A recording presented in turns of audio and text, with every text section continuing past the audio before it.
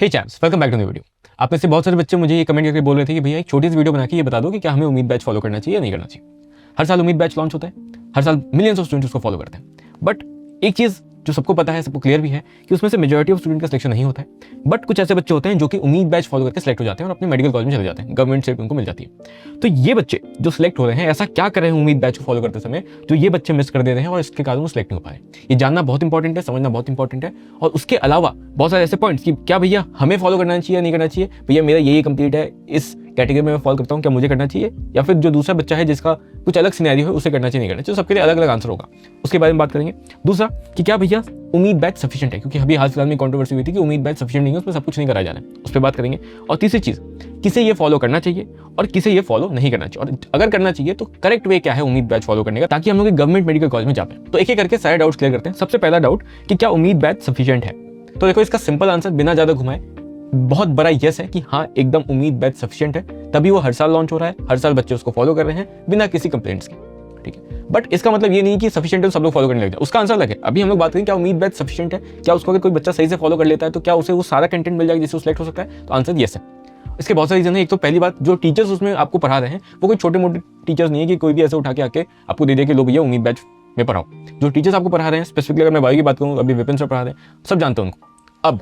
But मैं उनको कब से जानता था, 2019 से, जब उनका नाम भी उतना सबको नहीं पता था, बहुत कम सब्सक्राइबर्स थे उनके उस समय, उनका एक अलग चैनल हुआ करता था। तब से मैं विपिन सर से पढ़ रहा हूँ। मैंने उस समय उनके ऊपर ट्रस्ट दिखाया था, क्यों? क्योंकि मुझे कंटेंट समझ आ रहा था। मुझे उस समय किसी ने नहीं बताया था कि विपिन सर बहुत अच्छे टीचर हैं, बट जब मैंने उनसे पढ़ा, उस समय वो मेरे जैसे स्टूडेंट थे, फिर भी उन पर मैं ट्रस्ट कर पाया, क्योंकि जब मैंने उनसे पढ़ा तो मेरे से क्वेश्चन बनने लगे। सिमिलर तरीके से मेरे से भी बच्चे हीरोस्टिक्स से पढ़ते हैं, फ्री में है, ऑर्गेनिक इनऑर्गेनिक, और बच्चों क्योंकि उसे समझ में आ रहा है, उनके कंसेप्ट क्लियर हुए हैं, उनसे क्वेश्चन बन रहे हैं, तो बच्चे उस सीरीज को कंप्लीटली फॉलो कर रहे हैं और उसको आगे बता भी रहे हैं अपने जूनियर्स को कि देखो वो सीरीज अच्छी है, फॉलो करो। और उसमें ये नहीं देखते हैं कि मैं कोई प्रोफेशनल टीचर हूं या नहीं हूं, उन्हें बस ये मतलब है कि यार मेरा क्वेश्चन बनना चाहिए और मेरा कंटेंट जो मैं पढ़ रहा हूं मुझे समझ में आना चाहिए। तो सिंपल सी बात यह है कि जो टीचर्स आपको उम्मीद बैच में पढ़ा रहे हैं ऑलरेडी बहुत ज्यादा फेमस टीचर्स है और उनके कंटेंट से बच्चे हर साल सेलेक्ट होते हैं, तो कंटेंट उनका सफिशिएंट है। स्पेसिफिकली अगर मैं विपिन सर की बात करूं, जो उनका अभी उम्मीद सीरीज चल रहा है, उसमें एक तो वन शॉट है, ठीक है, दूसरा उसमें एनसीईआरटी की लाइंस कवर कराई है सर ने और अच्छे से एक्सप्लेन किया है। एक होता है कि एनसीईआरटी की लाइन आगे पढ़ दिया, वैसा नहीं है, एनसीईआरटी की लाइंस को कंप्लीट भी कराया है, सारी चीज़ों को एक्सप्लेन भी किया अच्छे से, तो वो कोई भी बच्चा अगर देखेगा, पहली बार भी देख रहा है, तो उसको समझ में आ जाएगी चीज़ें। तीसरी चीज़ जो कंट्रोवर्सी हुई थी कि भैया पीवाईक्यू नहीं करवा रहे हैं सर और डायग्राम्स नहीं करा, ऐसी बात नहीं है, सर करवा रहे हैं पीवाईक्यूज और डायग्राम्स भी करवा रहे हैं। तो नीट 26 वाले बच्चों को इस चीज़ का एकदम खास कर ध्यान रखना है। और अगर आप नीट 27 की प्रिपरेशन कर रहे हो तो पीडब्ल्यू उसके लिए लेकर आया है विश्वास दिवस, जो कि इंडिया का लार्जेस्ट एजुकेशनल फेस्टिवल होता है, और इसमें जो ऑफर्स आपको दिए जाते हैं, जो डिस्काउंट्स आपको दिए जाते हैं, वो ईयर लॉन्ग आपको फिर कभी देखने को नहीं मिलता है। अगर आप 11th के स्टूडेंट हो तो अर्जुना नीट 2027 बैच आपको सिर्फ 4800 रुपीज़ में देखने को मिल रहा होगा। अगर आप 12th के स्टूडेंट हो तो लक्ष्य नीट 2027 बैच आपको सिर्फ 4800 रुपीज़ में देखने को मिल रहा होगा। और अगर आप एक ड्रॉपर स्टूडेंट हो, नीट 27 की प्रिपरेशन कर रहे हो, तो यकीन बैच आपको सिर्फ 4800 रुपीज़ में देखने को मिल रहा होगा इस विश्वास दिवस पे। इन सारी बैचेस में आपको लाइव लेक्चर्स मिलेंगे, साथ ही साथ आपको चैप्टर वाइज ब्लूप्रिंट पीडीएफ्स मिलेंगे और आपको NEET replica sheets and PYQ sheets इसमें देखने को मिलेंगे।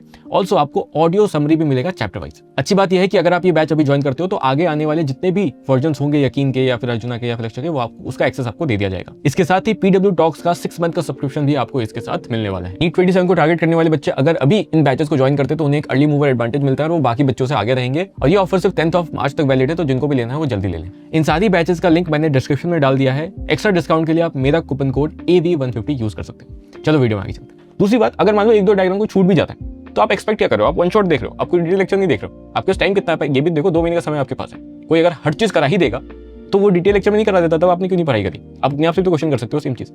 तो वन शॉट लेक्चर, अगर एक दो डायग्राम छूट भी जाता है, कुछ पीवाईक्यू छूट भी जाते हैं, तो उसमें कुछ सर नहीं कर सकते, क्योंकि एक वन शॉट लेक्चर है।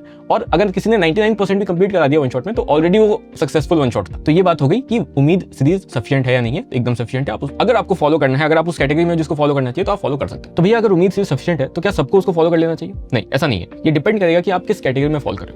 अगर आप एक ऐसे बच्चे हो जिसका सिलेबस अभी कंप्लीट नहीं हुआ है, कुछ चैप्टर्स बचे हुए हैं, 5 चैप्टर हो सकते हैं, 10 चैप्टर्स हो सकते हैं, बचे हुए चैप्टर्स, या फिर अगर सिलेबस कंप्लीट भी है तो क्योंकि उसने बीच में रिवाइज नहीं किया था, तो अब वो बच्चा रिकॉल नहीं कर पा रहा है कि यार ये जो चैप्टर था, इसमें ये जो पैराग्राफ है, इसमें टीचर ने क्या समझाया था, उसे याद नहीं आ रहा है कि यहाँ पे क्या एक्सप्लेनेशन दिया था सर ने, तो मतलब वो कंप्लीटली भूल चुका है। तो अब वो चैप्टर जो उसने ऑलरेडी पढ़ा है वो अभी भी उसके लिए नया चैप्टर है।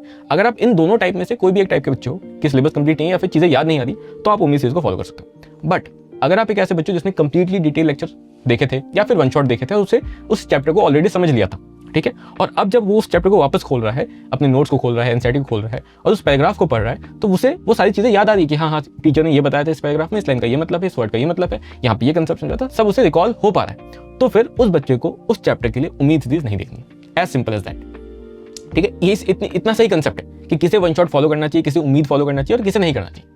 ठीक है, अब कुछ बच्चे इसमें ऐसे भी हैं जो बोलते हैं कि भैया नहीं हमने कंप्लीट किया था सिलेबस अपना, ठीक है, हमें अगर खुद से पढ़ने बैठेंगे तो रिकॉल भी हो जाएगा। बट हम लोग जो है ना उम्मीद सीरीज को एक बेटर वे में रिवीजन के लिए यूज करें। हम लोग सोच रहे हैं कि यार खुद से रिवीजन करने से बेटर है कि वीडियो से कर ली, क्योंकि सर पढ़ा रहे हैं, सर बेटर वे में पढ़ाएंगे तो वहाँ अच्छा रिवीजन हो जाएगा। ऐसा नहीं करना है। अगर आप उम्मीद सीरीज को रिवीजन के लिए करने जा रहे हो तो आपका सिलेक्शन नहीं होगा। सिंपल लिखवा के ले लो मेरे से। उम्मीद सीरीज को अगर आप रिकॉल के लिए यूज करोगे वो अलग चीज है, और उम्मीद सीरीज को रिवीजन के लिए यूज करना अलग चीज है।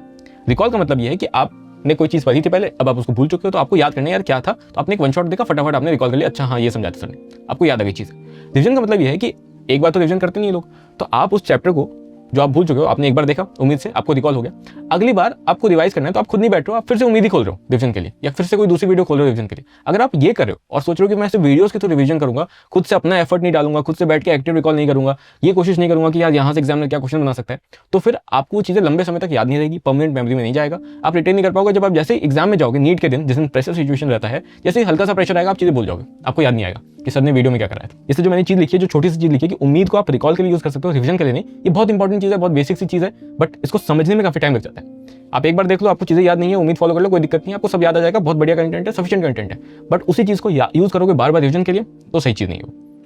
ठीक है, सेम चीज यूनिवर्सिटी के लिए मैं बोलता हूँ बार बार। जो भी बच्चे मेरे से पूछते हैं, चाहे गूगल मीट में पूछते हैं सिलेक्शन के, या फिर मुझसे यूट्यूब पे पूछते हैं, कमेंट में पूछते हैं, या फिर मेरे से डायरेक्ट भी पूछते हैं, तो मैं बोलता हूँ यूनिवर्सिटी सीरीज अगर आपको फॉलो करनी है 17 आवर्स में मैंने सिर्फ उसमें ऑर्गेनिक कराया, तो रिवीजन करना बहुत ईजिली पॉसिबल है उसमें। मैं फिर भी बोलता हूँ ऑल्दो वो सफिशिएंट है, हर साल उसमें से 15 क्वेश्चन आ जाते हैं ऑर्गेनिक में, इनऑर्गेनिक में, स्टिल मैं बोलता हूँ कि उसको एक बार फॉलो करो। जैसे मैंने उसमें रिवीजन कराया है उसके बाद आप खुद से उसको रिवाइज करो, जैसे मैंने रिएक्शन कॉपी यूज कराया खुद से यूज करो। ठीक है, एक्टिव रिकॉल आप जब तक खुद नहीं करोगे, सेल्फ अपना दिमाग यूज नहीं करोगे, तब तक आपको चीजें लंबे समय तक याद नहीं रहेगी, क्योंकि मैं उसको 5 बार पढ़ा दूंगा तो मुझे याद हुआ ना, तुम्हें याद नहीं हुआ, ये सेम चीज है।